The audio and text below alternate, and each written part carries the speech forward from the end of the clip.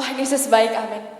Dari semua yang saya lalui, yang saudara lalui, saya percaya. Ayo sama-sama kita bilang Tuhan Yesus baik. Lebih kencang, Tuhan Yesus baik. Saudara, kalau saudara tahu ketika saya pertama kali mengalami kejadian yang sangat pahit, saya bilang Tuhan Yesus baik bukan karena saya merasakan kebaikan Tuhan. Tapi karena saya mau klaim janji Tuhan di dalam hidup saya. Karena saya percaya Tuhan Yesus memang setia. Tuhan Yesus memang baik. Mungkin kadang-kadang dari kita berpikir, baiknya dari mana? Saya gak bisa lihat keadaan baik.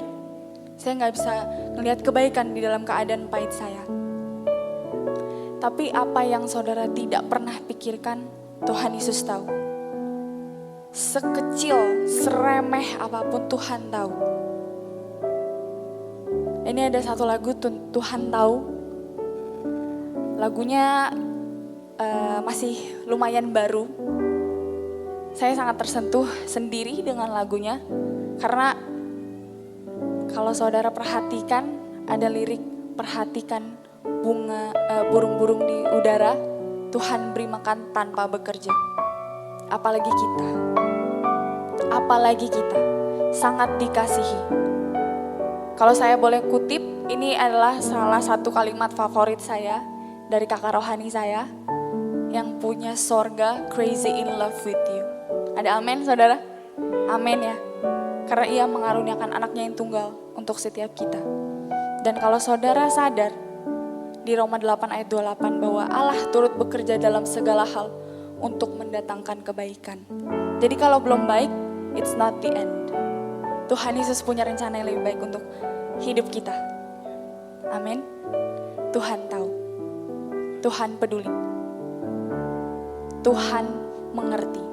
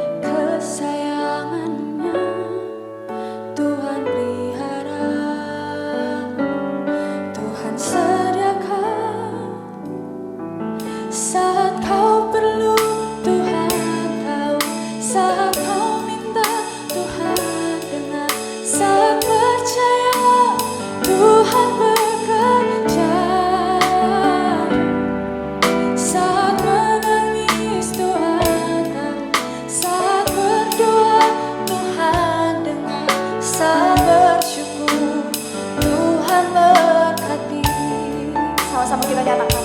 Saya jemput saudara untuk bangkit. Nyatakan Tuhan Yesus setia. Perhatikanlah bunga bakung di ladang. Tuhan hiasi tanpa bekerja. Tanpa bekerja, apalagi kita orang percaya. Apalagi kita orang percaya. Tuhan cukupkan, Tuhan cukupkan. Perhatikan burung-burung di udara. Tuhan beri makan tanpa bekerja, apalagi kita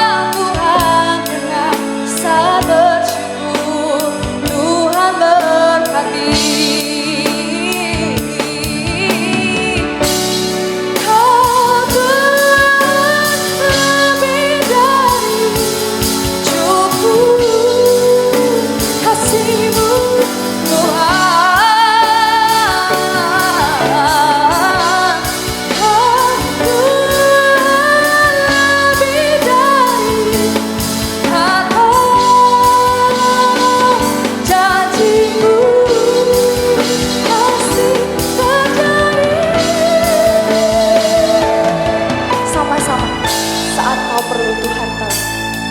Saat kau perlu Tuhan tahu, saat kau minta Tuhan dengar, saat percaya Tuhan bekerja. Oh, saat menangis Tuhan tahu, saat berdoa Tuhan dengar, saat bersyukur Tuhan berkati.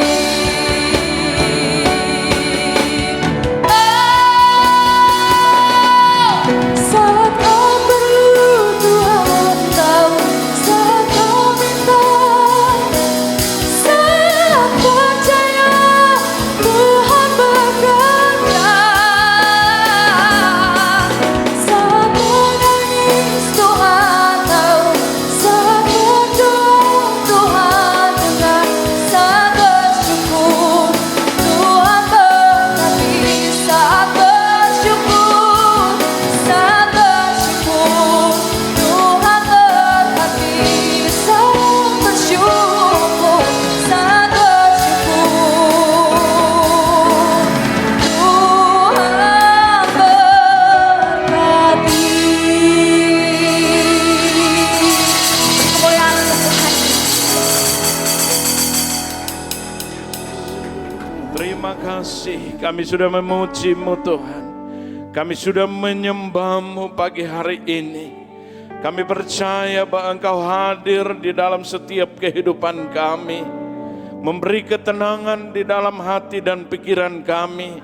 Karena kami mau masuk lebih dalam lagi untuk mendengarkan kebenaran firman Allah. Tuhan, pagi hari ini hamba berdoa supaya kekuatan Tuhan yang besar itu nyata bagi kami semua pada pagi hari ini. Kami datang untuk mencari Tuhan sungguh-sungguh. Kami datang untuk beribadah kepada Tuhan sungguh-sungguh. Kami memberi hidup kami kepada Tuhan. Tuhan tahu setiap pergumulan hidup kami. Tuhan tahu setiap persoalan hidup kami.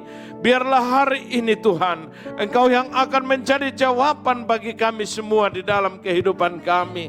Baik pun jemaat yang tidak sempat hadir, kami juga berdoa supaya kekuatan Tuhan memberkati mereka. Mereka ada di rumah, mereka dalam keadaan sakit. Kami berdoa supaya Tuhan Engkau menjamah dan memulihkan dan menyembuhkan mereka. Mengeluarkan mereka dari setiap persoalan-persoalan yang terjadi di dalam setiap kehidupan mereka. Berkati gembala pekerja yang ada di tempat ini. Kekuatan-Mu tetap menyertai dan memberkati mereka. Roh yang semangat ada dalam kehidupan mereka, supaya mereka melayani-Mu sesuai dengan apa yang menjadi kehendak-Mu di dalam kehidupan mereka. Terima kasih banyak Bapa di surga. Berkati kami semua pada pagi hari ini. Hati kami terbuka, pikiran kami tertuju kepada Tuhan, supaya firman Allah yang kami dengar pagi hari ini bekerja di dalam kehidupan kami. Firman Allah membersihkan hati dan pikiran kami. Firman Allah meluruskan jalan hidup kami. Firman Allah yang terus menjadi jawaban di dalam pergumulan hidup kami. Bahkan firman Allah yang berkuasa itu menyembuhkan kami yang sakit. Supaya hari ini kami pulang membawa firman dengan kemenangan-kemenangan di dalam setiap kehidupan kami. Karena ada firman yang terus berkuasa di dalam kehidupan kami. Terima kasih banyak Bapa di surga. Doa kami, ucapan syukur kami, hanya di dalam nama Yesus Tuhan. Kami sudah siap mendengarkan firman Allah. Haleluya. Semua yang diberkati sama-sama berkata, amin. Silakan duduk Bapak Ibu. Shalom. Puji Tuhan. Tuhan bisa izinkan saya juga ada kembali di Surabaya untuk bisa melayani Tuhan dengan baik. Tentu pemeliharaan Tuhan dalam kehidupan kita nyata hari ini. Walaupun di masa pandemi ini Tuhan masih izinkan Bapak, Ibu dan saya untuk berjumpa, bertatap muka, untuk sama-sama beribadah, memuji dan memuliakan Tuhan di dalam kehidupan kita. Tentu banyak persoalan-persoalan yang terjadi di dalam kehidupan kita di dalam masa pandemi ini. Tapi bersyukur kepada Tuhan bahwa Tuhan masih izinkan kita sehat, kita kuat, Ya, kita boleh menikmati hidup ini itu karena anugerah yang masih diberikan bagi kita semua.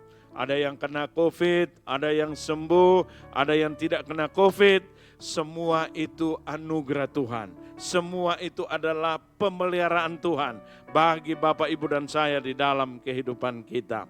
Baik Bapak Ibu yang diberkati Tuhan, kita dengan tema diangkat dalam kemuliaan Tuhan. Ingat, diangkat dalam kemuliaan Tuhan. Kita mesti tahu, saudara yang dikasih Tuhan, minggu ini adalah minggu yang berkualitas ke-822.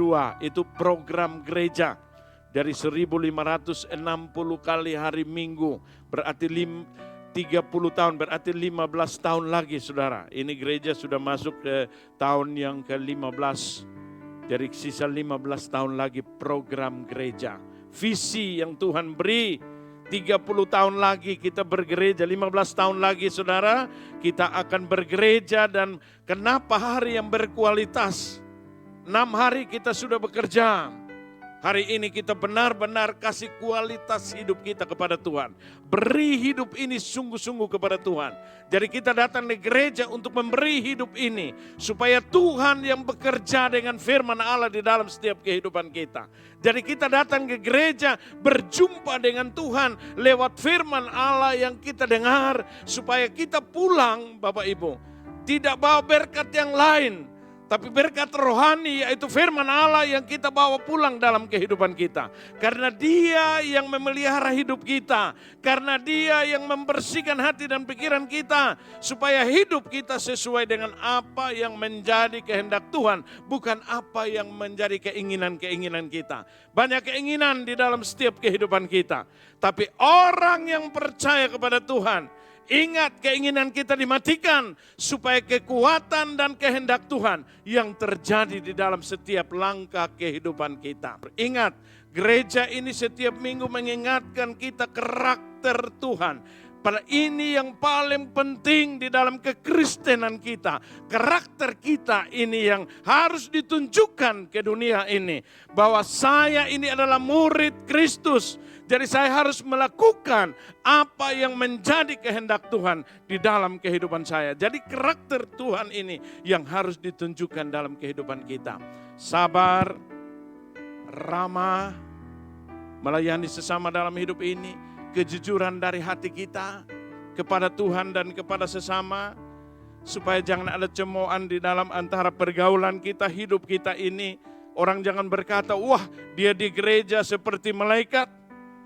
Tapi ketika dia keluar dari gereja, saudara, jadi apa saudara? Hidup yang tidak keruan, hidup yang tidak mencerminkan Tuhan di dalam kehidupannya. Jadi saudara, kenapa kita diangkat dalam kemuliaan Tuhan? Kenapa Bapak Ibu dan saya harus diangkat saudara? Ingat, kita hari ini sudah belajar di dalam setiap kehidupan kita.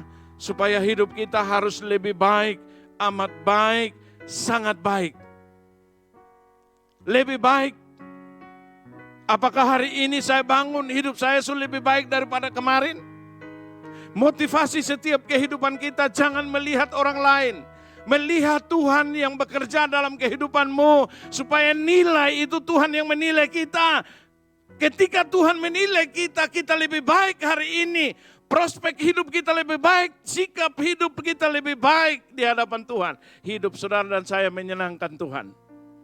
Pasti dengan sesama. Semua orang akan senang melihat kita. Semua orang akan senang dekat dengan kita. Kenapa? Karena ada Tuhan di dalam setiap kehidupan kita. Jadi kita belajar, semua belajar dalam hidup ini untuk dapat melakukan karakter-karakter Tuhan di dalam setiap kehidupan kita. Kita baca firman Allah, Roma pasal yang ketiga ayat 23 dan 24. Kenapa kita diangkat dalam kemuliaan Tuhan? Karena semua orang telah berbuat dosa. Semua orang telah berbuat dosa. Termasuk saudara dan saya telah berbuat dosa. Dan telah kehilangan apa? Kemuliaan Allah hilang karena dosa. Kita jauh dari Tuhan karena apa? Dosa. Yesaya 59 ayat 1 dan 2. Bukan tangan Tuhan kurang panjang menolong kita. Bukan telinga kurang tajam untuk mendengar doa-doa kita. Keluhan-keluhan kita. Tapi yang memisahkan kita itu adalah dosa. Ingat baik-baik. Dosa yang membuat Tuhan tidak menolong kita. Dosa itu yang membuat Tuhan tidak mendengar doa kita. Itu karena dosa. Jadi manusia sudah berbuat banyak dosa. Maka kehilangan kemuliaan Allah. Sekarang kita kembali percaya, diangkat dalam kemuliaan Tuhan. Supaya apa? Hidup kita diperbaharui. Supaya bukan hidup kita hari ini, tapi Kristus yang bekerja di dalam setiap kehidupan kita. Jadi orang Kristen sebenarnya tidak punya hak lagi dalam hidupnya. Keinginan-keinginan kita dimatikan. Keinginan-keinginan daging kita dimatikan supaya kehendak firman Allah yang terus menuntun langkah kehidupan kita menuju kepada apa? Janji-janji yang Tuhan beri bagi hidup saudara dan saya. Jadi kita belajar ayat yang ke-24 kita baca. Dan oleh kasih karunia telah dibenarkan dengan cuma-cuma karena penebusan dalam Kristus Yesus. Ingat Bapak Ibu, Yesus Kristus menebus kita di atas kayu salib. Menebus dosa-dosa kita ketika kita percaya memberi hidup ini kepada Dia. Makanya saudara menerima baptisan. Tandanya Anda dan saya menerima Tuhan sungguh-sungguh dalam hidup ini. Jadi kalau kita ngomong baptisan tidak usah ngomong baptis dengan cara apa. Tapi hati kita yang harus diubah. Bahwa sudah ada Kristus dalam kehidupan ini. Makanya Paulus berkata, hidupku bukan aku lagi, tapi Kristus yang ada dalam kehidupan ini. Baptisan itu adalah satu tanda bahwa Bapak, Ibu dan saya sudah menerima Yesus. Berarti kita tidak punya hak atas hidup ini. Yesus yang berhak penuh di dalam setiap kehidupan kita. Supaya kita menjalankan hidup ini, saudara yang dikasih Tuhan, dengan apa yang menjadi kehendak Tuhan dalam hidup kita. Bapak Ibu, kenapa kita diangkat dalam kemuliaan Allah? Kita belajar yang pertama. Saudara dan saya diangkat dalam kemuliaan Tuhan. Supaya mereka menjadi satu. Kita baca dalam Yohanes pasal yang ke-17 ayat yang ke-22. Kita diangkat dalam kemuliaan Tuhan supaya kita bersatu. Orang-orang yang percaya, jemaat Tuhan yang percaya supaya kita bersatu. Sekarang kita yang ada di dalam gereja ini, kita beribadah bersama-sama di dalam gereja ini. Kita dari berbagai suku, berbagai karakter hidup, berbagai ras. Tapi karena Tuhan itu satu yang kita percaya. Rohnya satu ada di dalam setiap kehidupan kita. Menyatukan kita. Tidak ada perbedaan di antara kita di dalam kehidupan kita. Jadi gereja ini mengajarkan, ingat baik-baik Bapak Ibu, jangan lupa. Ketika kita masuk ke gereja ini, tinggalkan kemiskinanmu di luar gereja. Tinggalkan kekayaanmu di luar gereja. Tinggalkan kehebatanmu di luar gereja.